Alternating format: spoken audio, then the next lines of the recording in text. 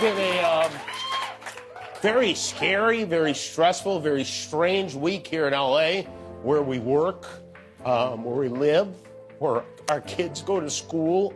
Jimmy could hardly contain his emotions just days after this fire threatened Hollywood and the historic El Capitan Theater. That is how close this fire was to our theater here. Many of us had to leave our homes in a hurry. Some of our coworkers lost their homes. That's Hollywood. It's been terrible. It's been a terrible. Everyone who lives in the city knows someone, most of us multiple people, families, friends, colleagues, neighbors whose houses burned down. And the truth is, we don't even know if it's over. Billy, it was the first time that Jimmy Kimmel was back in the studio since the firestorm erupted last week, and he took a break from trading political barbs to delivering laurels. I want to focus on thanking those men and women, because that's all we should be doing right now. And we should never stop thanking them. That's right.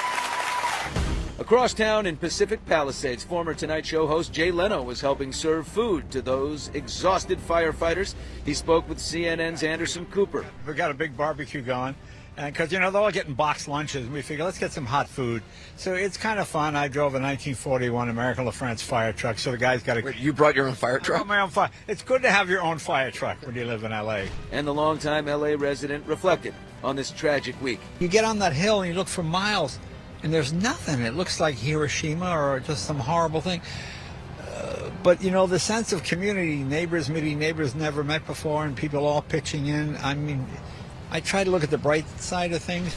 Actor turned humanitarian CORE organization founder Sean Penn also talked with Anderson. It just takes a slow closing of one's eyes to think out what it would mean if all of a sudden everything's gone. And so that, along with, of course, the emotional trauma. This is your community. This is where you live. Yeah. This has kind of been a worst-case scenario concern of everyone in the area for a long time. We know that there are going to be wildfires in this area. I thank every last firefighter. When you have the kind of winds that we had, I don't think mankind has come up with a solution to that. Mother Nature's bigger and more powerful than us. Firefighters are doing their very best, and they're doing their jobs, and they're dedicated. At the same time, when they go out to do that, they're leaving their own homes behind. Have any of the firefighters lost their homes? We have heard of some reports of some firefighters losing their homes. We just don't know how many. And obviously we feel for everybody that has suffered a loss in this event. The community as a whole seems to have really pulled together. There's a lot of donation sites, some official and some just being done by local organizations to help the citizens and the community members that have been impacted. LA Rams fans thanked firefighters wearing LAFD shirts as the team moved their playoff game to Glendale, Arizona because of the wildfires. After the win, Coach Sean McVay talked to the team. You represented exactly what we wanted to be about, man.